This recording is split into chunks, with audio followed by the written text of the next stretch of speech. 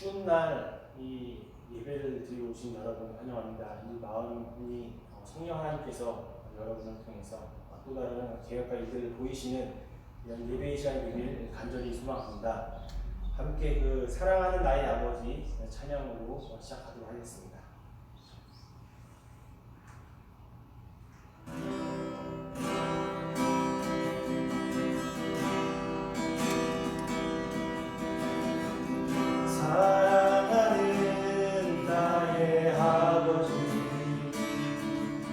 이름 높여드립니다.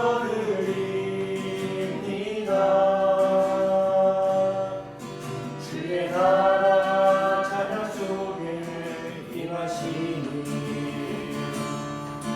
능력에 주께 찬송하네. 전능하신 하나님 찬양 언제나 전능하신 하나님 찬양 영원히 다스리네.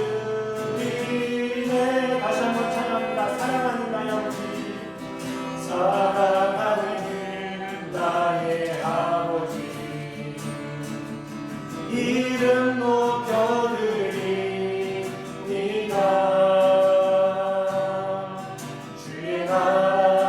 찬양 속에 임하시니 능력에 주께 찬송하네. 전능하신 하나님 찬양 언제나 동일하신 주 전능하신 하나님 찬양 영원히 다스리네. 나 주의 이름 높이리, 나 주의 이름 높이리, 나 주의 이름 높이리. 하늘 높이 올린 기발전 주의 이름 높이리. 전능하신 하나님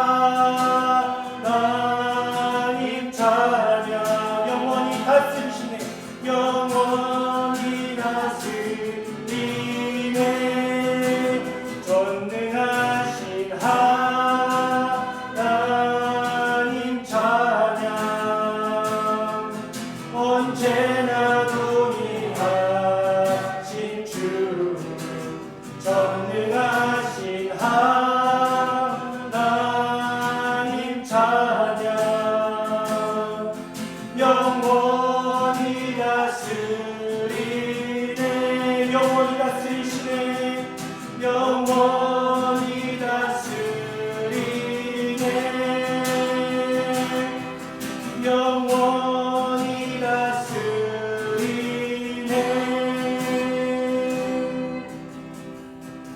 아멘. 하나님이여, 내 마음을 저하였사오니 내가 노래하며 내 심령으로 찬양하오리이다. 미파야 수고만 깨울지어다. 내가 새벽을 깨우리로다. 아멘. 시간은 늦었지만 날은 어둡지만 우리의 마음은 항상 새벽입니다. 그 새벽을 통해서 하나님을 만나시고 그리고 매일마다 새롭게 경험하시는 예배 시간이 되었으면 좋겠습니다. 모든 것을 지으신 하나님을 찬양합니다. 하늘의 새와 달들아 찬양하시겠습니다.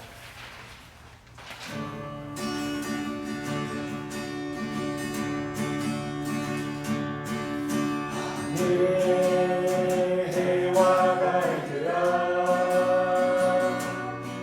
소리 높여 찬양하여라. 나팔소리 비파와 수금으로 춤추며 찬양하여라. 산과 넓은 바다 산과 넓은 바다 모두 주를 찬양하여라. 무릎이 있는 자마다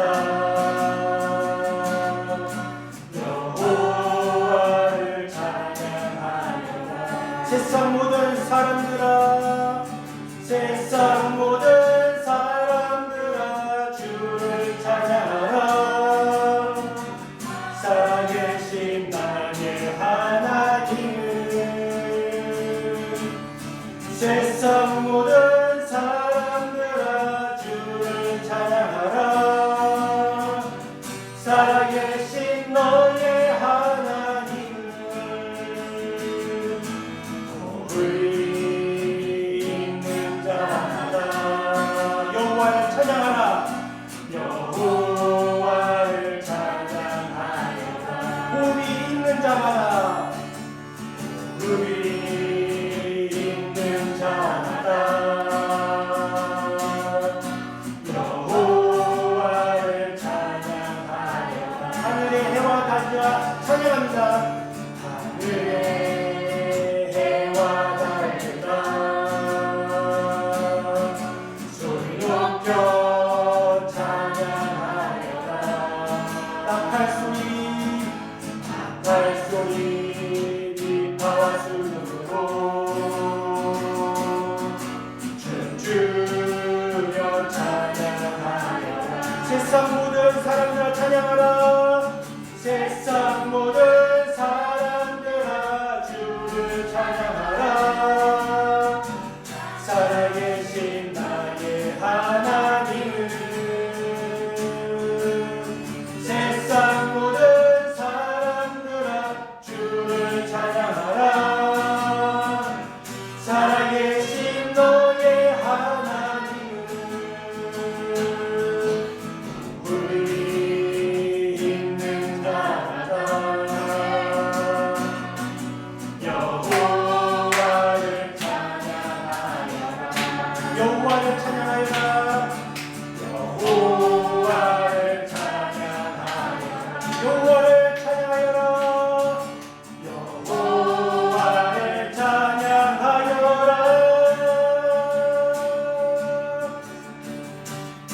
아멘.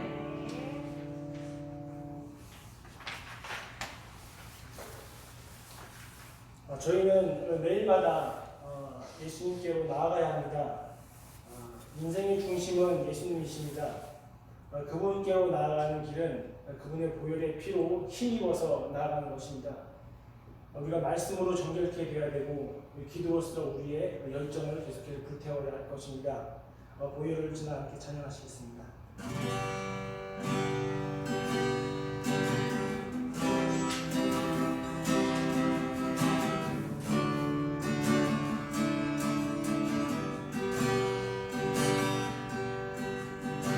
고전을 지나 하나님 품으로 고전을 지나 아버지 품으로 고전을 지나 하나님 품으로 한 걸음씩 나라의 보혈을 지나간다. 보혈을 지나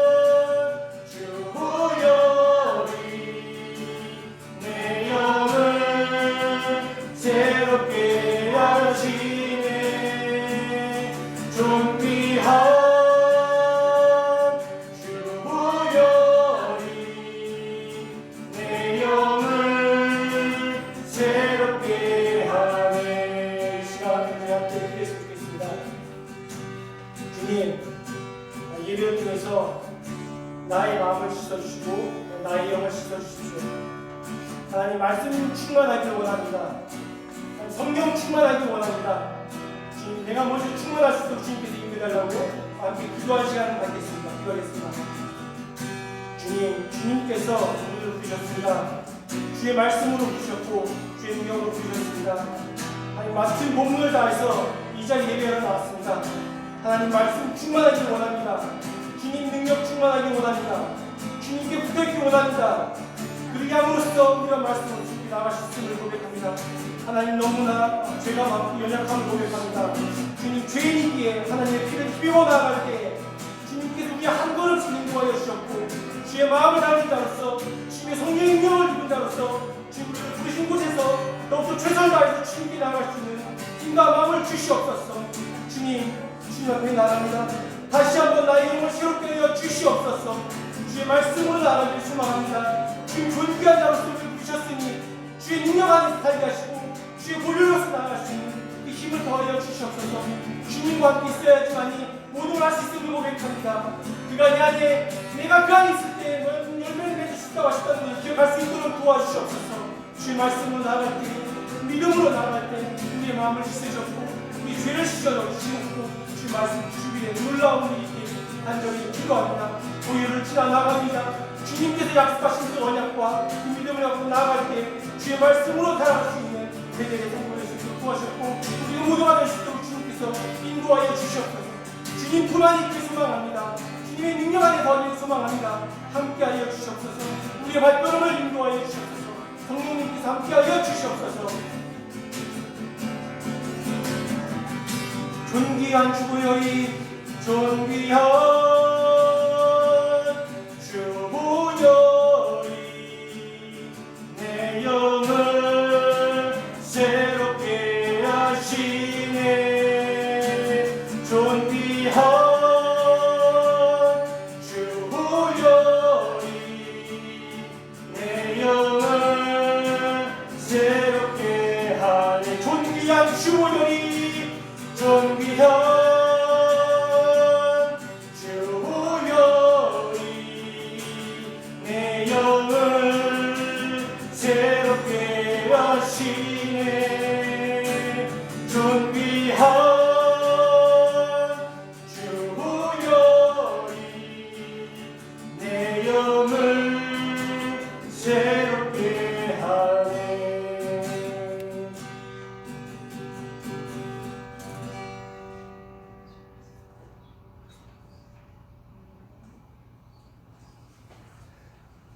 사도신경 하심으로써 수 예배를 시작하도록 하겠습니다. 전능하사 천지를 만드신 하나님 아버지를 내가 믿사오며 그 위아들 우리 주 예수 그리스도를 믿사오니 이는 성령을 믿게 하사 동정녀 마리아에게 나시고 본디오 빌라도에게 고난을 받으사 십자가에 못 박혀 죽으시고 장사한 지 4일 만에 죽은 자 가운데서 다시 살아나시며 하늘에 오르사 전능하신 하나님의 편한 자가 저로서 산자와 죽은 자를 심판하러 오시리라. 성령을 믿사오며 거룩한 공예와 성도가 서로 교통하는 것과 죄를 사하여 주시는 것과 몸이 다시 사는 것과 영원히 사는 것을 믿사옵나이다. 아멘. 주와 같이 길 가는 것 찬송가 430장 함께 찬송하겠습니다.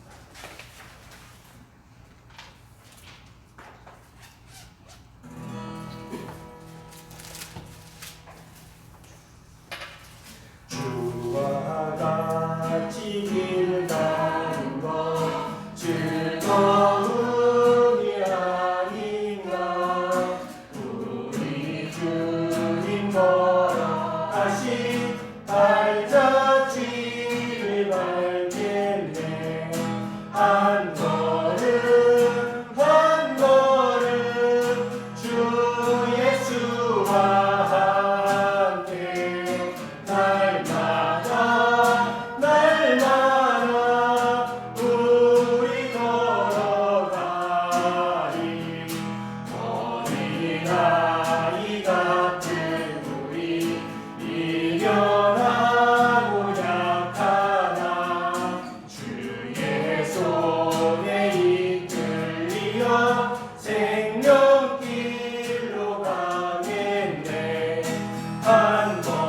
한 걸음 주 예수와 함께 날마다 우리 걸어가. 옛 선지자의 녹같이 우리들도 전국에 올라갈 때까지 주와 같이 걷겠네. 한 걸음 주 예수와 함께 날마다 우리 걸어가리. 아멘. 교동문 28번 함께 하시겠습니다.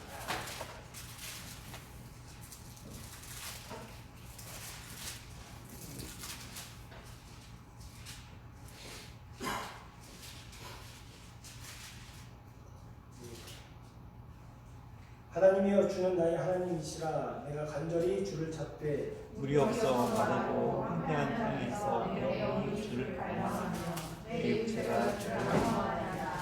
내가 주의 권능과 영광을 보기 위하여 이와 같이 성소에서 주를 바라보았나이다. 주의 인자심이 생명보다 나으므로 내 입술이 주를 찬양할 것이라. 이러므로 나의 평생에 주를 소축하며 주 이름으로 말미암아 나의 손을 들리이다.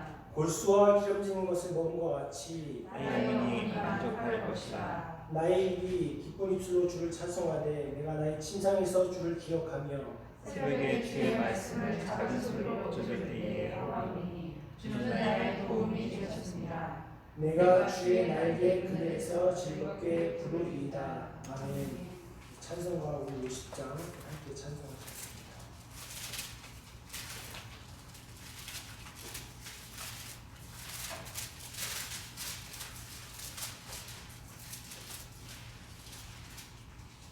여기 마음을 드리는 예배가 되었으면 좋겠습니다. 내게 있는 모든 것을 아낌없이 드리네. 사랑하고 의지하여 주만 따라 살리라. 주께 드리네. 주께 드리네. 사랑하는 구주 앞에 모두 드리네. 내게 모든 것을 내게 있는 겸손하게 드립니다. 겸손하게 드리네. 세상 욕심 멀리하니 나를 받아 주소서. 주께 드리네. 주께 드리네. 사랑하는 구주 앞에 모두 드리네. 내게 있는 모든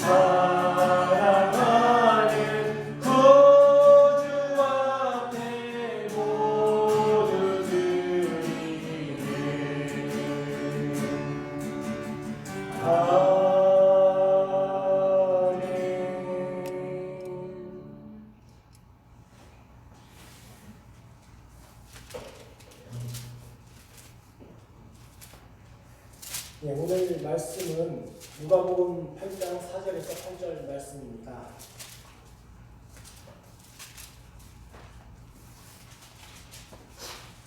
누가복음 8장 4절에서 8절 말씀입니다.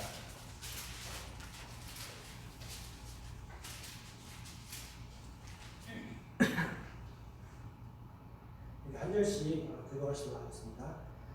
각 동네 사람들이 예수께로 나와 큰 무리를 이루니 예수께서 비유로 말씀하시되 씨를 뿌리는 자가 그 씨를 뿌리러 나가서 글쎄 더러는 길가에 떨어짐에 밟히며 공중의 새들이 먹으려고 더러는 바위 위에 떨어짐에 싹이 났다가 습기가 없으므로 말랐고 더러는 가시떨기 속에 떨어짐에 가시가 함께 자라서 기름을 하고 다 함께 읽겠습니다. 더러는 좋은 땅에 떨어짐에 나서 100배의 결실을 하였느니라. 이 말씀을 하시고 외치시되 그 믿는 자는 들을지어다. 아멘.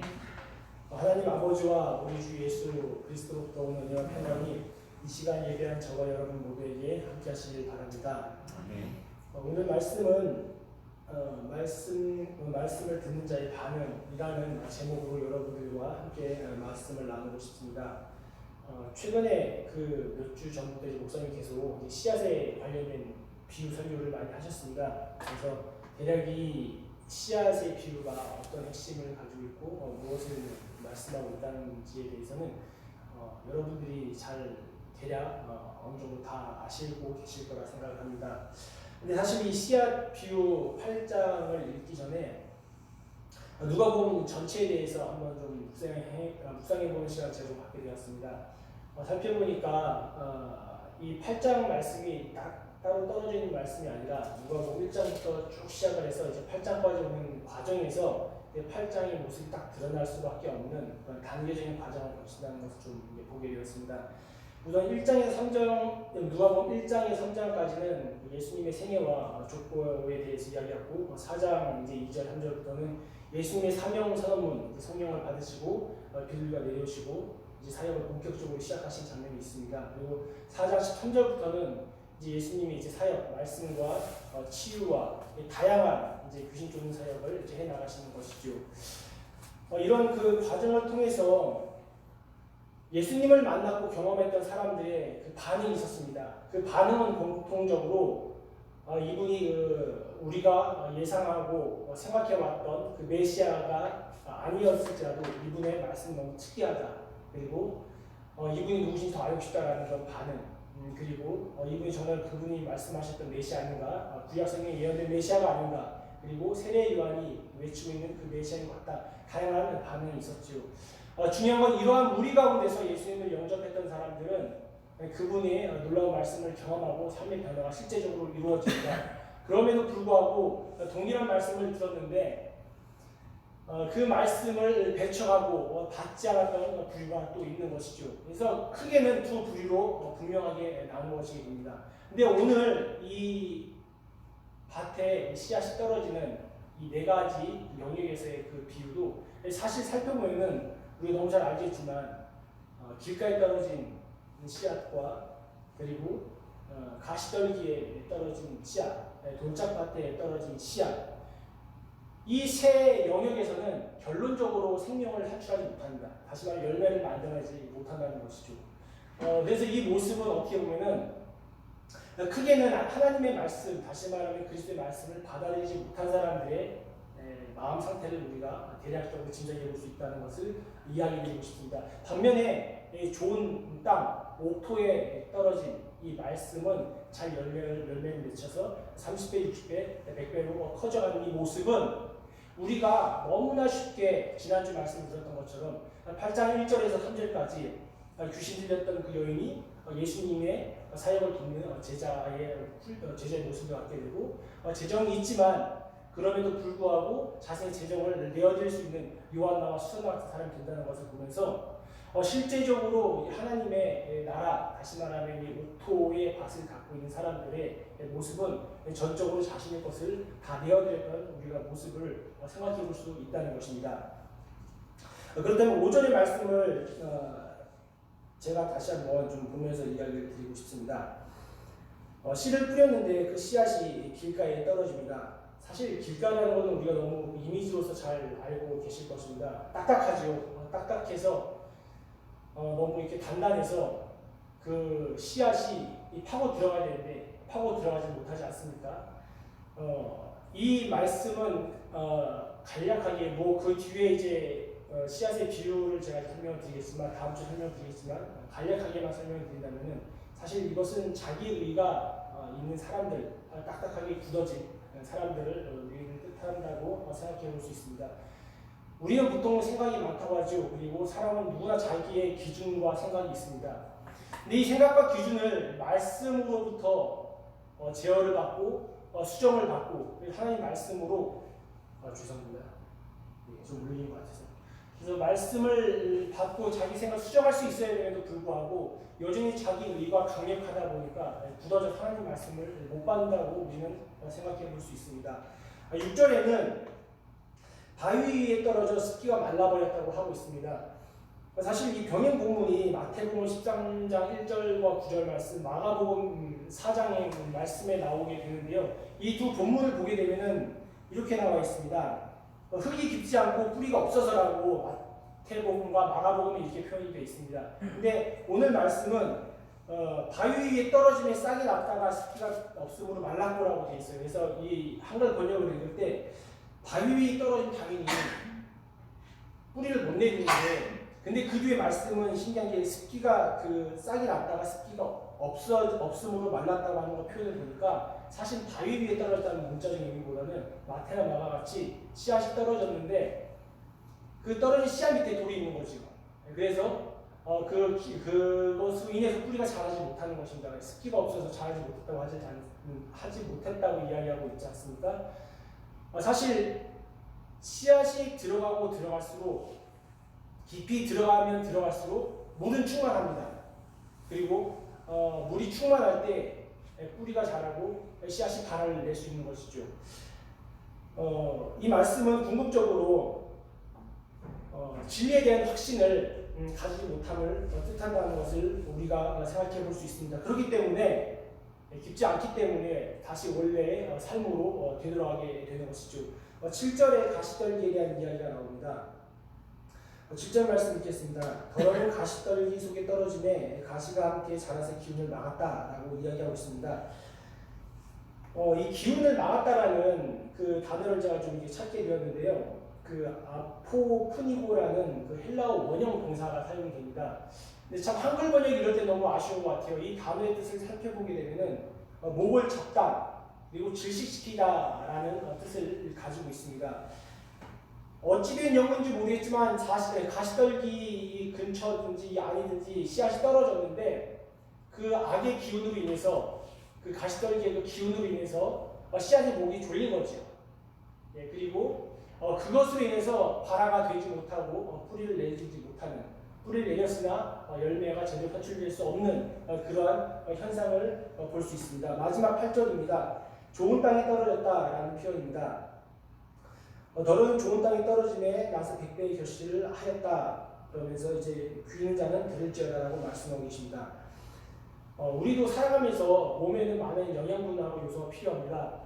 기본적으로 단백질, 지방, 포도당이 있겠죠. 식물도 제가 좀 살펴보니까 동일하게 필수 영양소가 있습니다. 특히 17종의 영양소가 필요하다고 하는데요. 이 산소, 공기 중에는 산소와 탄소와 수소가 들어가 있고 햇빛에는 비타민이 들어가 있고 나머지 인산, 황, 칼륨 이러한 영양분 12가지 영양분은 외부에 퇴비나 화학 비료를 줘서 이 영양소가 토지에 공급이 되고 이 땅에 들어가서 이 화학작용을 일으켜서 그 뿌리와 그 영양분을 땡긴다고 하죠. 그래서 이제 발화가 되고 점점 커지게 되고 그리고 이제 더 큰 열매를 맺는 이제 그러한 원리라는 것을 제가 다시 한번 보게 되었습니다. 다시 말하면 양질의 땅은 좋은 영양가 있는 땅이고 햇빛이 비치는 땅이고 물이 잘 이렇게 통과되는 그런 땅일 것입니다. 제가 이 말씀을 드린 이야기는요. 이것을 우리 사람에게도 연결한다면 어떻게 해석할 수 있을까라는 것에 대해서 생각해 보았기 때문입니다. 사람이 오토바이 되는 요건이 가장 무엇일까? 과연 무엇일까? 그러면 교육일 텐데 우리가 보통 아는 교육은 어렸을 때부터 인성교육을 시켜야 된다고 이야기를 많이 합니다.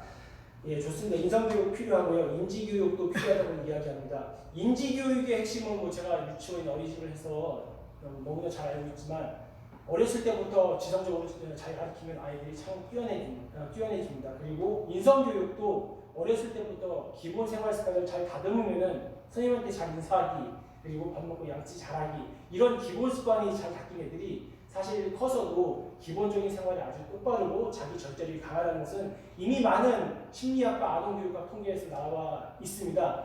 근데 이걸로는 성경에서 말하는 오토밭을 케어하기에는 커버하기에 너무나 한정된 지식이라는 것을 알게 되었습니다. 왜냐하면 여기서 말하는 오토밭은 하나님의 나라, 하나님의 천국이 임하는 신비적인 현상이기 때문입니다. 사실 이 비유는 천국에 관련된 비유를 설명하기 위해서 이 씨 뿌리는 비유가 있는 것입니다. 총 마태복음은 교훈집이라고 하는데요. 7개의 이 비유가 나옵니다.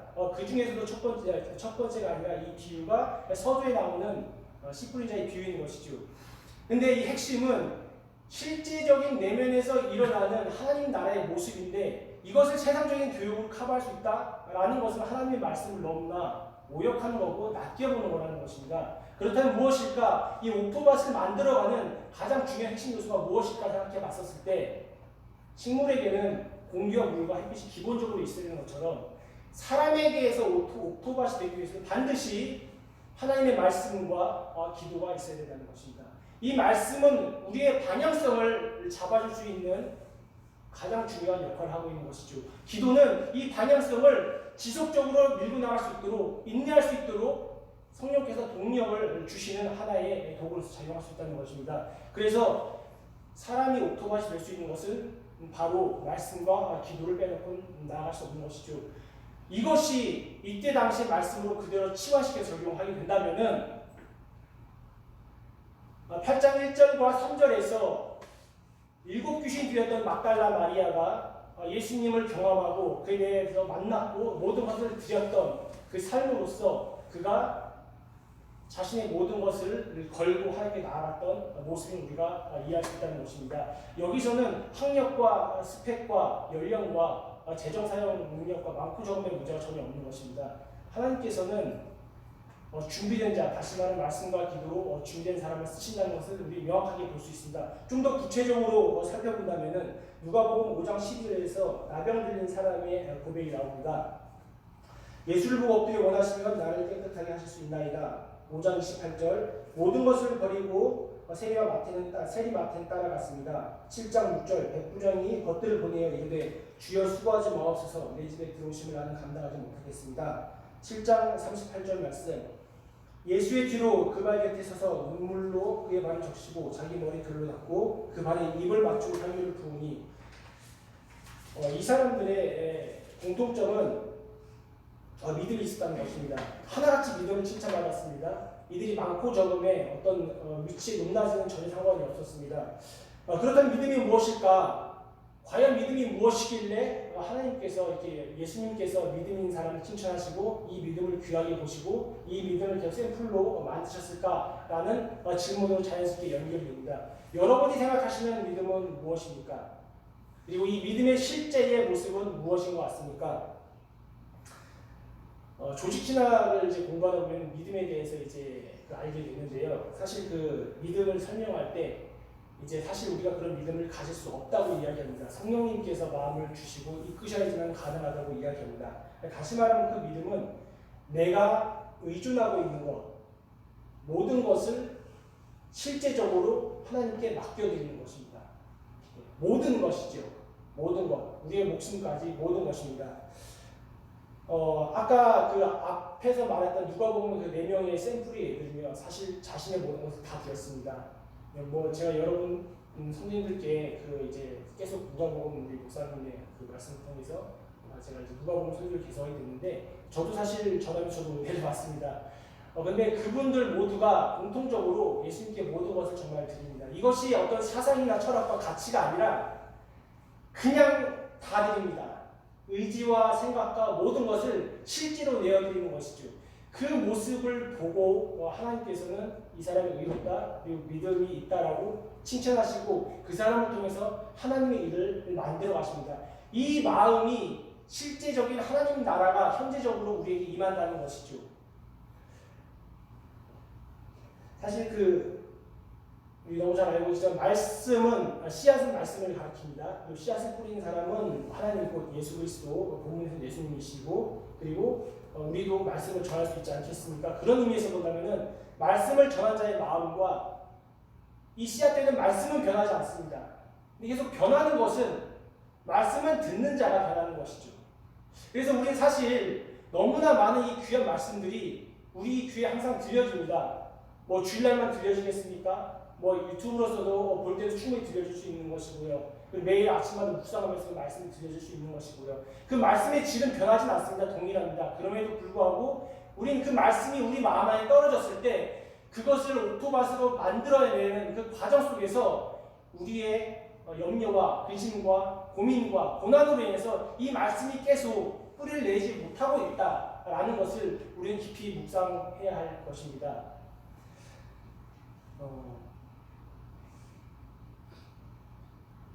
사실 인생은 실패라고 말하지 않습니까? 그런 관점에서 본다면 말씀이 우리 안에 임한다는 것도 사실은 신비일 것입니다. 근데 그 신비를 예수님께서는 할 수 있도록 그의 영신 성령님을 통해서 우리를 계속해서 중보하시고 기도하신다고 말씀하셨습니다. 그래서 오늘 이 시간이 사실은 저희에게 새로운 그 말씀, 다시 한번 주님을 사랑할 수 있는 첫사랑이 고백이 될 수 있는 저와 여러분이 되셨으면 좋겠습니다. 이런 과정을 통해서 우리가 지금은 알지 못하지만 반드시 그 말씀이 자라나서 30배, 60배, 100배의 결실을 맺는 그런 과정을 통해서 더욱더 큰 덩치는 나무가 되고, 그런 과정을 통해서 많은 사람들이 우리 각자의 삶을 통해서 쉬었다 갈 수 있고 영적으로 보살핌을 받을 수 있는 저와 여러분이 되셨으면 좋겠습니다. 그리하여 지각에 뛰어나신 하나님의 평강이 그리스도 예수 안에서 저희의 마음과 생각을 지키실 것입니다. 함께 기도하시겠습니다. 하나님 감사합니다. 저희는 부족하고 연약함을 고백합니다.